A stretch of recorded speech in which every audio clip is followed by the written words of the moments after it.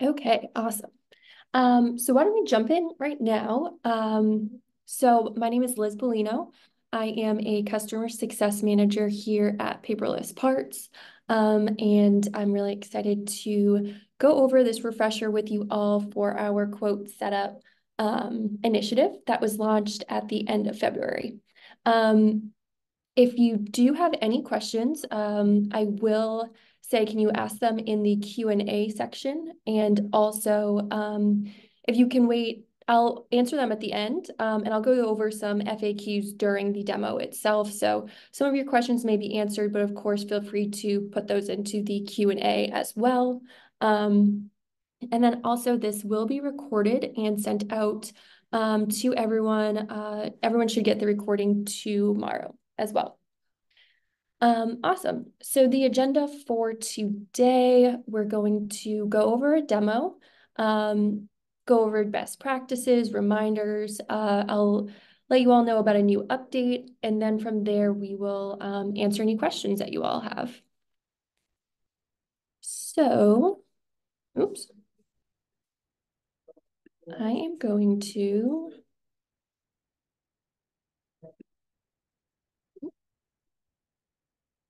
share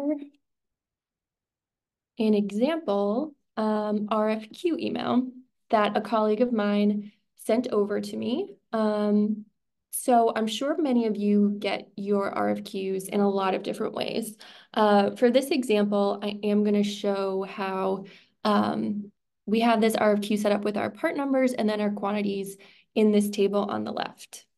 And then scrolling down, we also have some attachments of some step files, some PDFs, looks like about 9 attachments here. So my first step is that I'm going to forward this to Paperless Parts RFQ. I'll show everyone where to find your specific email forwarding address under your settings in your Paperless account. But I grabbed mine from my demo account, and then what I did was I was able to make a contact in my email, and then I can clearly, you can see Paperless Parts RFQ. I can easily forward that over very quickly once I receive these RFQs. So from here, I'm going to hit send. And then pull up my demo account. So from here, the RFQ that I just forwarded in, we are going to see that in a couple seconds pop up. It'll be quote 101 in my dashboard here. And while that is being forwarded into my demo account, we can just see that it just went in. It is also scanning for any malware or viruses that may be attached to the attachments that you were sending over. So another added layer of security for you and your shop to easily be able to forward those documents without downloading them locally to your laptop and sending them over to Paperless Parts itself. All right, so we will click in. Okay, so now we see we're in our quote here. This is normal, what we would usually see. So I'm just going to fill out my RFQ information as I normally would. I'll select a priority. So the first things that you'll see when you use this new feature is the purple callouts. So first we can see the RFQ receive date is now being auto-populated for April 24th, right around 3:38. That's the date that the RFQ was actually received itself. So you can see that's different from the quote start date, which is today. We can scroll down and we see that it also ingested Meg's contact information, and that was because I do have Meg as a contact in my Paperless account. If for whatever reason I did want to change that, you can just click on that change and update to whomever you would want to select. But I'm going to actually keep that as Meg. assign my colleague Julia as the salesperson, and I will be the estimator. So continuing on, we can see here, we have this new quote file section. So within here, under the RFQ section, this is the email, the original RFQ email that I had shown you earlier from Meg. So we can see that it's stored in this RFQ section here. Below, we have a section for your vendor quotes. And then those attachments that I showed you in that original email are all below in the supporting file section. So one additional feature from here is that we did include the ability to unzip files in Paperless. So you can just click on the file name and then click unzip. And from there, your files will start loading in the supporting file section. So one thing that we do like to recommend is when you do unzip files, just to move that up to the RFQ section. And you can drag and drop as you just saw. And that's just some housekeeping advice to keep your files organized. So next, I'm going to start to build out my line items. So over on the left, we can see we have this new feature, bulk create line items. So I'm going to click on that. And what you can see here is that the part number that was in my email and the quantities have been added to this table right here. And this is, you have the ability rather to edit this field here. So let's say my customer actually wants me to add another line item. I can include that information here. Just put tests for now and the quantities.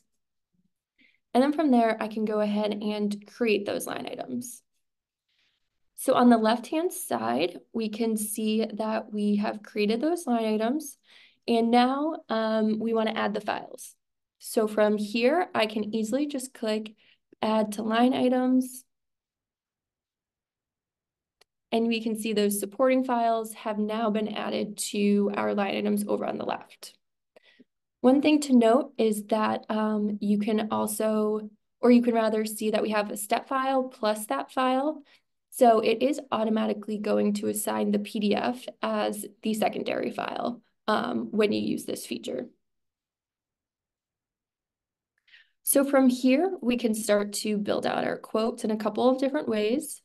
So we can click on the left-hand side and select actions. And from here, we can actually update the process material and finish.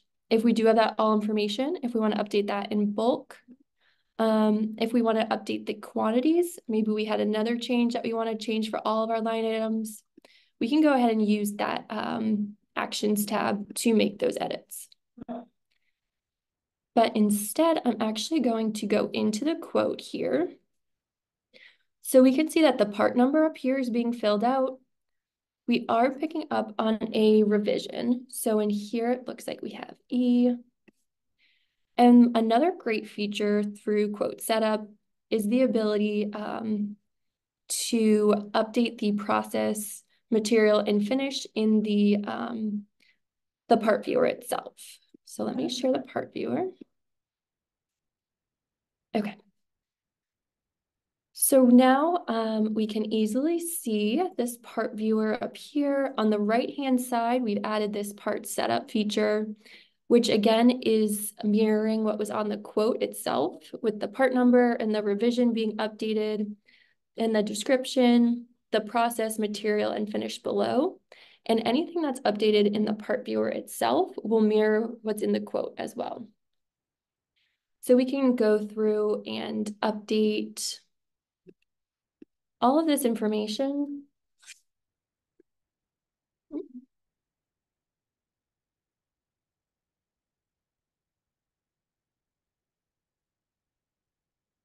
And then we can also skip to the next line item.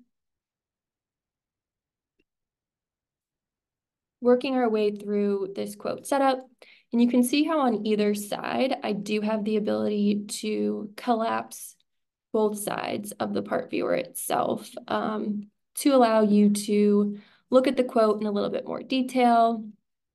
We can zoom in on the information in the right-hand corner.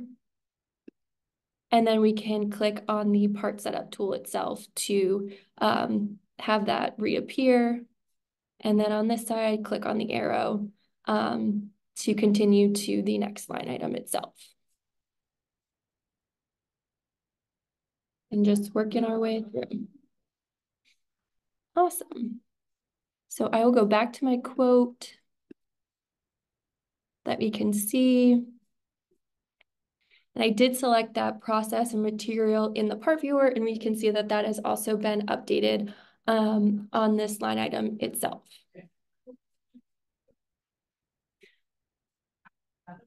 You also might see this feature found in files. This is also pulling off information off of the print itself to also give you some of that information as you're filling out your quote. So it looks like it actually did pull out that material. So I could update that 6061, make that change. Oop.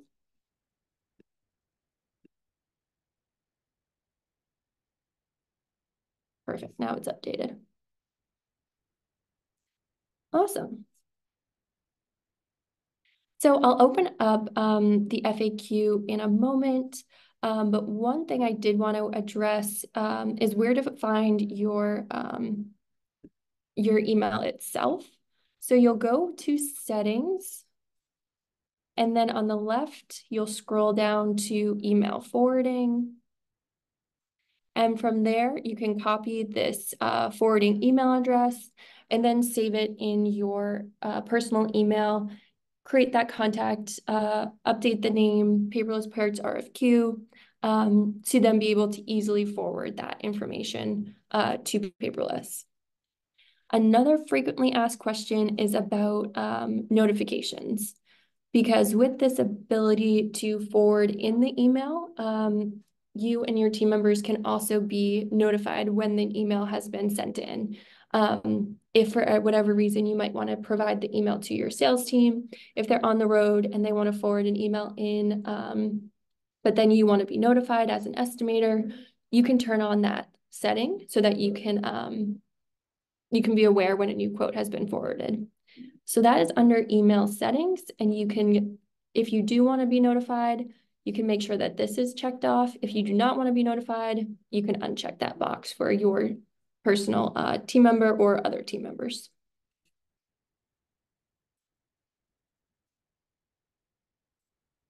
Awesome.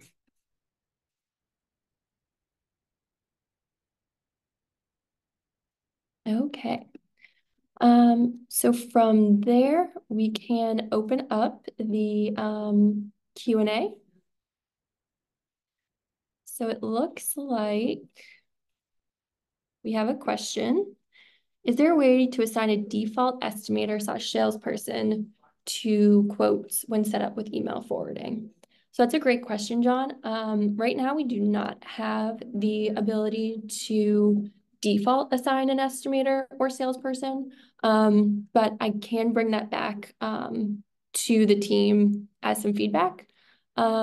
One thing you would be able to do, though, is to update the estimator assignment on all of the line items itself through using that checkbox and then actions if we did want to go ahead and make any changes, or rather bulk update the estimator.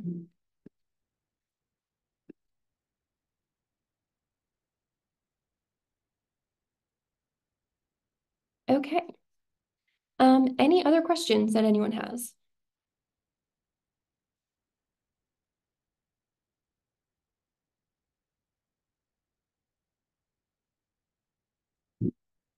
Why do the descriptions not autofill? It pulls and shows the information, but does not populate it. Yeah, that's a great question, Michael. So that is something we are going to continue to make updates and changes to with this release to make sure that the descriptions itself are as accurate as possible. So in the future, you might see that added to the quote setup capabilities itself, but right now we are not going to autofill that at the moment, but stay tuned because that may be changing in a couple of weeks. Okay, does an estimator get notified every time their name is assigned as an estimator on line items? So if it's a bulk update, like I just showed you, they would only get notified once that they are assigned that. They won't get notified. How many line items do we have here? 7. So they won't get notified 7 times, just that one time for a quote itself. And can quantities be updated when completing descriptions, processes in the part viewer itself? Let's double check that.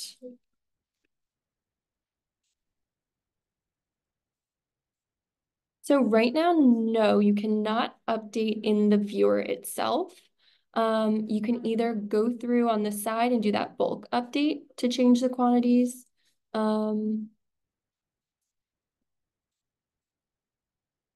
And I believe you can also change the quantities, if you can see this on the right-hand side, on the quote itself.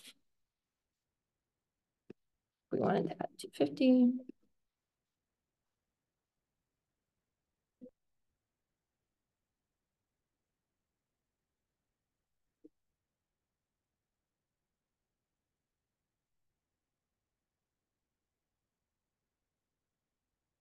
Okay, third.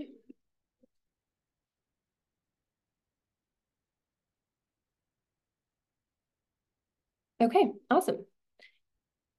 Can you unfold sheet metal parts? That will probably be a follow-up question, Joe. So why don't you contact our support team after this webinar, and we can look into your account there and work with you for a solution on that one.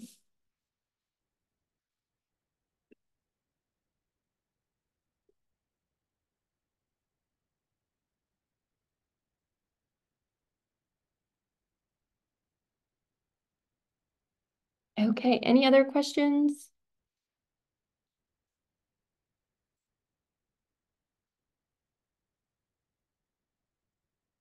We'll leave the Q&A open for another minute or so.